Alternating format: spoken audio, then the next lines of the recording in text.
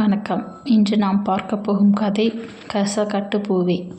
பஞ்சு மூட்டையை தூக்கி நிறுத்தினார் போலிருக்கும் கருமையான மேகங்கள் வானில் திரண்டு வரும் மாலையில் சமுக்கம். கிணற்றடியில் கூச்சலும் சிரிப்புமாக இருப்பார்கள் ரமியும் ராஜாவும். ரமிக்கு 8 வயது. முழங்கால் வரையில் செங்காவி சாயமேறிய பாவாடை. எப்போதும் கம்மங்கொல்லையின் தூசி படிந்த முகத்தில் குறையாத உற்சாகம். ராஜா பக்கத்து புஞ்சை முதலாளி மகன். ஆனாலும் இருவரும் பிரியாத நண்பர்கள். மாலை மங்கினால் கம்மங்கொல்லையில் படையெடுக்கும் குருவிகளை விரட்ட ரம்மி பரன் மீது ஏறி தகரத்தை தட்டி ஒலி எழுப்புவாள்.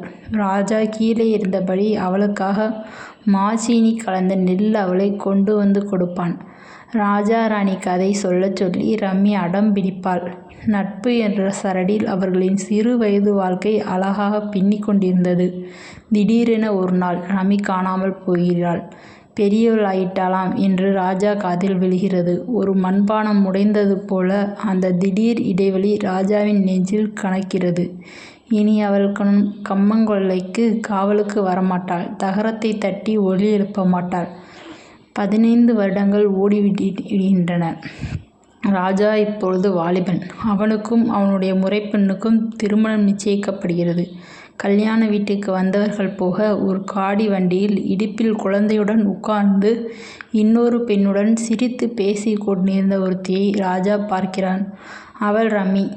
ரமி அவனை பார்த்ததும் 15 வருட கூச்சமும் பாசமும் கலைந்து ஒரு சிரிப்பு பூக்கிறது.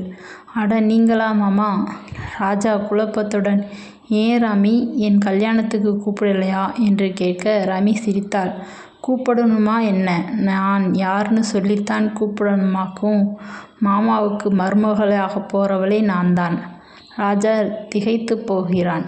அன்று இரவே முதலிரவு அறையில் மனைவி ராஜாவின் பாதங்களை தொட்டு வணங்கி பால் கிண்ணத்தை கையில் நீட்டுகிறாள். ராஜா மெல்லிய குரலில் அவளை அழைக்கிறான். அவள் முகத்தில் கூச்சத்தின் சிவப்பு படர்கிறது.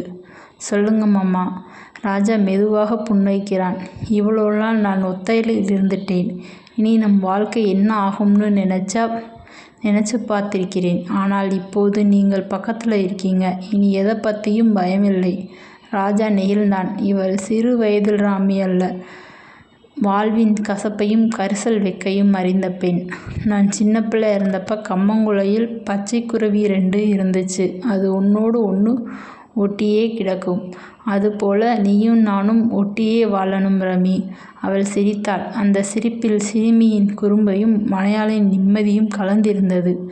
அதுக்குத்தான் இந்த கல்யாணம் என்ற கிண்ணத்தில் இந்த பாலை கணவனின் கையில் மெல்ல கொடுக்கிறாள்.